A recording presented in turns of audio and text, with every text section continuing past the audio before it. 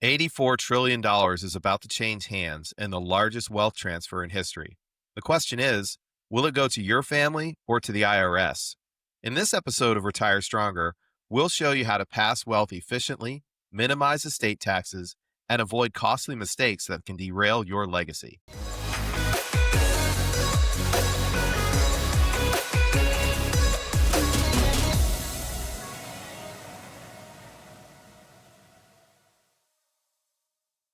Hello and welcome back to Retire Stronger, episode 32. I'm John Foard, joined by my partner, Bill Kearney. And today we're tackling one of the most critical conversations in retirement planning: how to pass wealth to the next generation without it being lost to taxes, probate, or even family disputes. This is something we see with nearly every client we serve. They've worked hard, saved diligently, and built wealth over decades. But when it comes to planning for the transfer of that wealth, many feel unprepared. Some assume a will is enough. Others think they'll get to it later. Still, others assume estate taxes won't affect them. The reality is, with $84 trillion changing hands over the next 2 decades, this is the single largest financial shift in history. And without planning, a significant portion of that money will be diverted away from families and into the hands of the IRS or probate courts. We're going to spend today's episode unpacking what this means for you, why common mistakes can be so costly, and most importantly, what you can do about it. We'll cover gifting strategies, trusts, Roth conversions, there it is, charitable giving, and even the importance of family communication. By the end, you'll have a much clearer roadmap for how to protect your legacy. Yeah, John, good to be with you once again. Let's jump right in. We've got a lot to cover today. So I wanted to just start with the kind of an overview of the scope of the challenge that we face here. So kind of give you a big picture overview. Just from a demographic standpoint, the U.S. is in a massive shift. Baby boomers, which is right now the wealthiest generation in history, are moving into their 70s and early 80s. Gen X is right behind them. So over the next 20 years, economists estimate that $84 trillion will be transferred from parents to children, grandchildren, and charities. That is a staggering number. Absolutely. But what's even more sobering is, without planning, a large portion of that transfer doesn't stay in the family. Let's put up some real numbers on this. Suppose you've built a $10 million estate between retirement accounts, real estate, and investments. Today, under the current estate tax exemption of roughly $13.6 million per person, you might feel safe. No estate tax exposure here. But in 2026, that exemption is cut nearly in half. Instead of $27 million for a couple, it will be closer to $12 to $14 million. So suddenly that $10 million estate may not be safe for long, especially if your assets continue to appreciate. And in state level estate or inheritance taxes in places like Massachusetts or New York, the tax bill could run into the millions. And I'm going to give you another layer here. Many families underestimate how retirement accounts get taxed upon inheritance. Thanks to the Secure Act, non-spouse beneficiaries must withdraw inherited IRAs or 401ks within 10 years. If your children are in their peak earning years when they inherit, those withdrawals could push them into the top federal tax bracket, costing them 37% or more in taxes. So imagine working a lifetime to build a $2 million IRA, only to see nearly half of it evaporate when it's passed to the next generation. Absolutely. And there's a reason why they did that. They want their tax money earlier than what they were getting it in the past. And with this massive shift of money, this massive transfer of wealth, it's going to increase the tax receipts that the federal government receives significantly if you don't plan appropriately, right? And there's common pitfalls that families make. And the mistakes we see are remarkably consistent. The first is not having an estate plan at all. And according to some studies, nearly 70% of Americans don't even have a basic will. That means state law decides what happens to their wealth, not them. The probate process can be lengthy, it can be expensive, and it's very public. We've seen families spend 12 to 18 months in probate, with legal fees eating up 5 to 10%, of their entire estate. And that's just unfortunate. It's very avoidable. The second mistake is outdated documents. You know, Bill, you and we've reviewed wills from our clients that are that were created back in the 90s that no longer reflect the client's current family or financial situation. Beneficiaries may have passed away. Children have grown. Grandchildren have been born. Laws have changed, and yet the documents remain untouched. That creates unnecessary conflict and problems. Again, avoidable. Third, improper or missing beneficiary designations. Retirement accounts and life insurance pass directly to named beneficiaries, regardless of what your will says. And if you don't update these designations, your money could go to an ex spouse or bypass the people you intended altogether. And fourth, perhaps most overlooked, is lack of communication. Families often avoid these conversations because they're uncomfortable, and most people avoid talking about things that are either controversial or uncomfortable, and they don't want to discuss it. But when heirs are surprised by unequal inheritances or unexpected charitable gifts, or even the existence of debt, the emotional fallout can fracture families and even do it permanently, irreparably, right? And so we've seen this on a regular basis. I can't tell you how many times I've seen families that at one point where everybody was fine, loved each other, everybody was good, and then as soon as inheritance starts coming into the mix and you start discussing accounts, once they figure out what mom or dad had, it fractures, and it's unfortunate. Yeah, I can give you a personal example with clients, and it was a simple miscommunication in the estate plan. Everything was done correctly in the estate plan, but the one thing that wasn't communicated properly between siblings was which sibling was going to be the executor of the estate. And when two siblings found out that their youngest sibling was going to be the executor of the estate, it created some hardship there. Um, it was unbelievable to me that this was a problem because the executor was just doing their job to distribute assets according to the will. But the simple fact that it was the youngest sibling that was allowed this responsibility upset the two older ones. So Right. a simple communication ahead of time could have probably avoided most of that. But we don't often think about those little details inside of there. John, that was a really important list, the pitfall part of this that you went through there, Yep. because we have seen every single one of those situations occur um, with this. And I'll just say it like this: as far as the outdated documents, if your documents say legal Zoom on the top of them, it's time to get that document reviewed by a licensed attorney, estate planning attorney at this point. And if you don't know what legal Zoom is, that's probably a good thing. But that was popular back in the 1990s, people getting their estate plans done that way. So, let's talk a little bit about the realities from a tax standpoint and what's going to happen in 2026 moving forward here, Hmm. because this is really where proactive planning can make a massive difference. The federal estate tax exemption is at an all-time high right now. So this is a great time to die, is what we're basically saying, because the federal exemptions are just at an all-time high. But this is scheduled to revert after December 31st, 2025.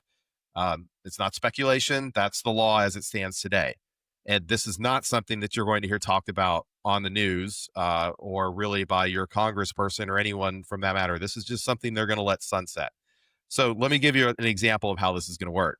Let's take a couple with $15 million in net worth today. Right now, they're under the $27 million exemption, so they feel safe. But after 2026, their exemption may fall to around 12 to $14 million. So that means $1 to $3 million of their estate is taxable at up to 40%. So that's potentially $1 million lost to an estate tax just by standing still and doing nothing here. So now, if you add in the fact that many states layer on their own state taxes to this situation with thresholds as low as $1 million, check your state just to be sure. But uh, for example, if this family is in Oregon or Massachusetts with a $3 million estate, they could face state taxes if they avoid, even if they are able to avoid the federal tax rate. So you definitely want to check about the laws in your own state. So then when you combine the estate tax with the income tax on retirement accounts, the picture becomes even bleaker. Hmm. Let's say that your heirs inherit a $2 million IRA and they're in the 37% bracket. Over 10 years, those withdrawals could easily cost them $740,000 in taxes, which is nearly $740,000, right? And that's where Roth conversions and other tax strategies during your lifetime are so powerful. This last portion here is a real example. I have clients going through this currently right now for the next 10 years based on an inherited IRA of $5 million. They're going to be in the 37% bracket for the next 10 years. Hmm. It's an extreme amount they're going to pay in taxes, just because some relatively simple planning was not done um, in the father's lifetime. Yeah. So let's kind of talk about how we can avoid that. Like, what are some strategies to, transfer this wealth efficiently? And so let's kind of dive into some solutions. Like the first and simplest in my mind that comes to mind is annual gifting, right? In 2025, you can gift up to $18,000 per person per year without filing a gift tax return. So for a married couple with 3 children and say 6 grandchildren, that's up to $324,000 every year that can be moved out of the taxable estate completely tax free. You do that for 10 years and you've shifted over 3 million out of your estate. No John, estate tax could exposure. could you do that one more time? That's a huge number. Yeah. So let's just go through it one more time, right? So again, in 2025, you can gift up to $18,000 per person per year without filing a gift tax return. So again, if you're married, and let's say you have 3 children, I'm married, I have three daughters, and let's say that each of those 3 children have their own 2 children each, so that's 6 grandchildren. That means that if that were the situation that I was sitting in, and I had the wealth to be able to do it, I could move up to $324,000 every year that could be moved out of my taxable estate completely tax free. And again, do that over a 10-year period.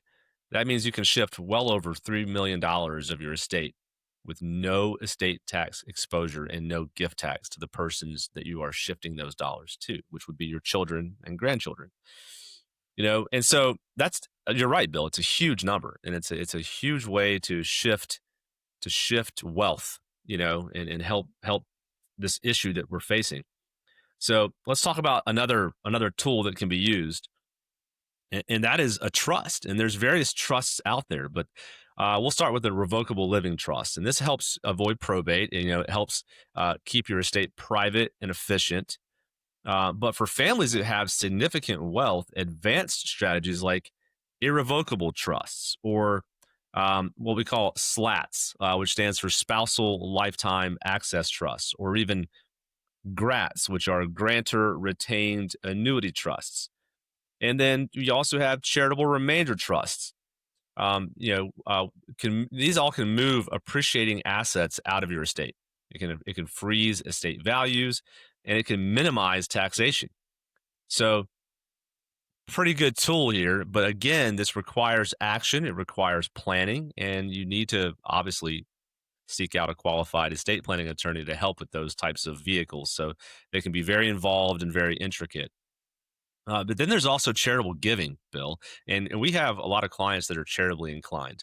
Uh, many clients want to leave a legacy beyond just their family. Tools like donor advised funds, for example, will allow you to take a large deduction today and reduce your estate, and then give to charities over time on your own terms, basically. Charitable remainder trusts can provide income during your lifetime while shifting assets to a charity upon your death. Again, reducing estate taxes significantly.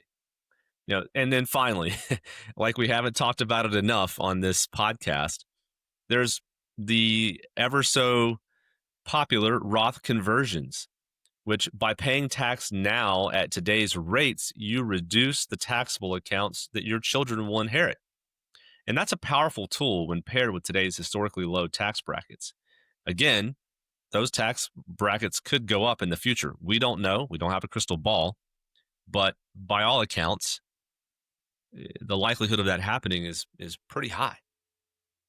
Yeah, John, I couldn't agree more. And all of those are pretty technical topics, and definitely something you want to look for and find a solid estate planning attorney to help you. Yes, there's certainly going to be some cost involved there, but that cost should be outweighed by the peace of mind you receive by having this done competently and correctly. And if you're not sure who to reach out to, certainly reach out to us. We have some folks that we consider part of our team of estate planning folks who can help in this area. We'd be happy to make an introduction for you. But we talked about this a little bit earlier. I want to shift gears here slightly towards the family communication part of Mhm. legacy planning. It's very, very important. Very much it's overlooked, even with estate plans that are done properly.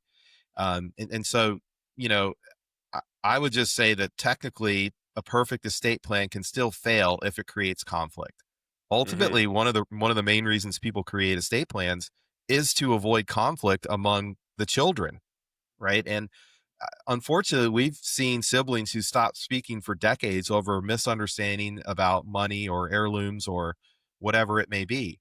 And Mhm. that's why we recommend family meetings.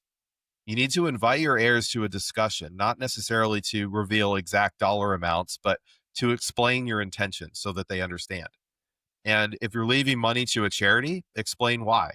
If you're dividing assets unequally because one child has special needs or another is inheriting the family business, you need to make that clear. When expectations are managed up front, conflict is dramatically reduced later. So it's just really important to realize that this is more about money. Part of your legacy is harmony among your heirs and ensuring that your wealth builds the future that you envision rather than tearing your family apart. Certainly no one wants that to happen. Yeah, it's really sad. Again, we have multiple examples of our many years in this industry of seeing this actually happen and unfold in front of your eyes that it really breaks your heart to see families go through that, and it really is unnecessary.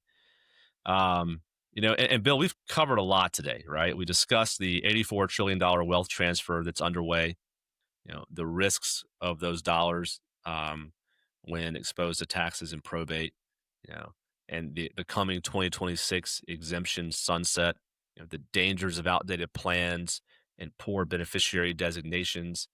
And then we've also talked about the solutions that are available, from gifting to trusts to Roth conversions and even charitable giving. The bottom line here is this. I mean, wealth transfer doesn't happen by accident. You can either plan for it intentionally, or you can leave it to the courts and the IRS to decide what happens with it. And I don't think anyone listening wants their legacy decided by someone else, right? It's exactly right. And if we are really looking at an $84 trillion transfer of assets over the next couple of decades, juxtaposed with a $37 trillion national debt, I don't think the IRS and the courts are going to be acting in your favor if you leave it up to them. So, look, if you're listening to this and you're realizing that your estate plan hasn't been reviewed in years, or maybe you don't even have one, don't wait, right? The time to act is before the laws change. We would be glad to review your situation and point you in the right direction. Um, Certainly, from a planning standpoint, to help you create a strategy that's tax efficient, comprehensive, and aligned with your family values. So we would encourage you to reach out to us, right? You can go to our website, crownadvisorgroup.com. That's Crown, CROWN, advisor, no S, crownadvisorgroup.com. You can email us info@crownadvisorgroup.com or call us directly 704-469-0200. There is a complimentary assessment available to you on our website so you can get an idea of where you stand. But we would love to talk to you. Don't let these things fester. It's something that you need to take care of. And at the very least, if you just need to find an estate planner that can help you, we would certainly love to point you in the right direction there as well. Absolutely, folks. Also, don't forget to click um, that subscribe button or that like button, and you can find additional episodes and past episodes of Retire Stronger on Spotify, Apple Podcasts, Amazon Music, and even YouTube if you want to see our actual faces of the two individuals that are behind this podcast. We thank you for spending time with us today, and remember, plan ahead, protect your legacy, and retire stronger. Thank you.